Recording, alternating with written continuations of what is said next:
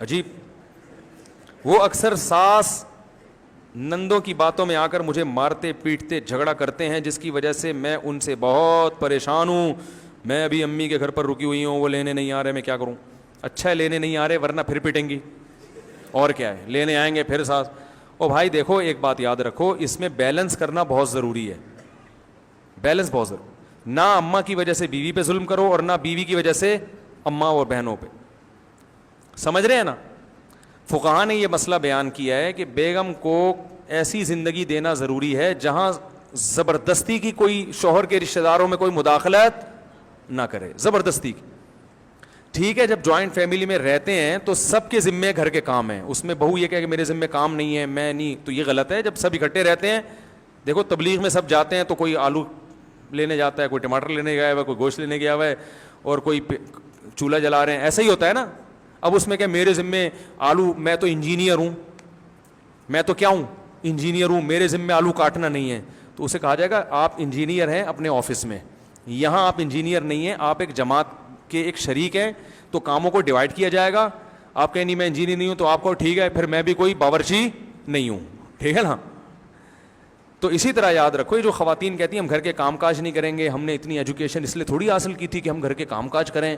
بھائی جب گھر میں رہیں گے تو سب کو مل بانٹ کے کام, یا تو اتنے مالدار ہوں کہ نوکرانیاں رکھی ہوئی ہیں تو پھر تو ایک الگ بات ہے, لیکن نارمل گھروں میں ایسا ہوتا ہے کہ ماسی بھی گھر میں آتی ہے لیکن پھر بھی کام کرنے پڑتے ہیں, تو اجتماعی کاموں میں ہاتھ بڑھانا پڑے گا.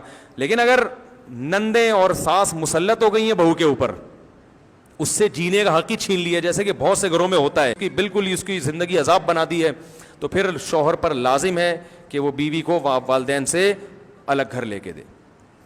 سمجھ رہے ہو؟ آج کل لوگ اس مسئلے پر عمل نہیں. رہنا جوائنٹ فیملی میں کے جو فائدے ہیں وہ الگ رہنے میں نہیں ہیں, لیکن اگر ایسا ظلم ہو رہا ہے تو آپ کو چاہیے آپ انصاف سے فیصلہ کریں کہ آپ کی مائیں اور بہنیں آپ کی بیگم پہ زیادتی تو نہیں کر رہی. اگر کر رہی ہیں تو بلا وجہ ماں اور بہن کا ساتھ مت دو, بلکہ اپنی بیگم کو الگ کر دو. اور یہ یاد رکھو جب اس طرح کے جھگڑے شروع ہو جاتے ہیں ان کو حل کرنا اکثر کسی کے بس میں نہیں ہوتا. آپ اگر کوشش کرو گے صحیح ہو جائیں, نہیں ہوں گے, الگ کر دو, تاکہ جب بعد میں چھری چاقو نکلے اور بال گھسیٹیں اور ماریں ایک دوسرے کو, اور ریسلنگ کا وہ ایک رنگ بن جائے گھر جو ہے نا, اس سے پہلے آپ اس کو الگ کر دو. ٹھیک ہے نا, الگ گھر لے کے دے دو. اماں سے بولو اماں میں ہوں آپ کا بیٹا, روزانہ آؤں گا, اور یہ بھی ہفتے میں ایک دن آپ کے پاس چکر لگائے گی, اور جب آپ کو ٹینشن ہو آپ ہمارے گھر میں آ جائیں, اور یہ ٹینشن میری بیگم پہ یعنی یہ تو میں مذاق کر رہا ہوں, یعنی جب بعض دفعہ ایسے بھی ہوتا ہے, ٹھیک ہے نا, یعنی آپ میرے گھر میں آ جائیں, میں آپ کی ٹینشن انشاءاللہ ختم کر دوں گا.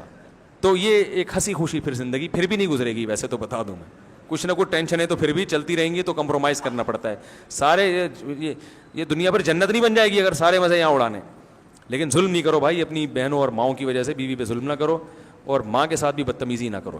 لیکن میں ایک بات آپ کو بتاؤں, ناراض تو نہیں ہوں گے, آج کل جس کے مطلب کی بات کرو نا بس وہ تو خوش ہوتا ہے, اور جس کے اگینسٹ جا رہی ہو.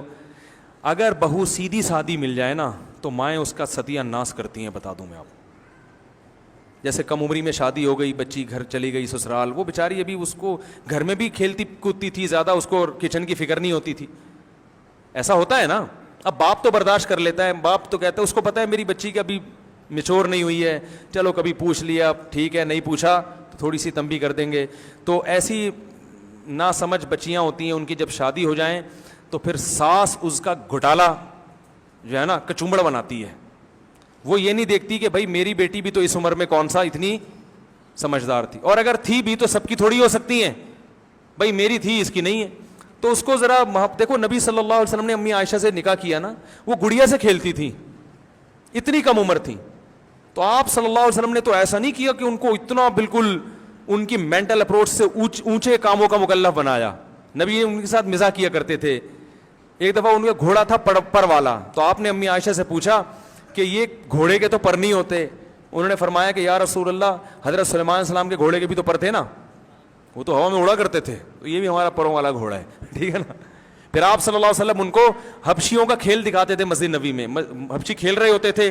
امی عائشہ فرماتی ہیں کہ نبی صلی اللہ علیہ وسلم نے مجھے دیوار کے اوپر کھڑا کیا اور حبشیوں کا کھیل دکھایا. کتنے مصروف زندگی نبی کی, ایک ایک سیکنڈ کروڑوں روپے کا, مگر اپنی زوجہ چونکہ کم عمر ہے وہ ان چیزوں میں دلچسپی لے رہے ہیں.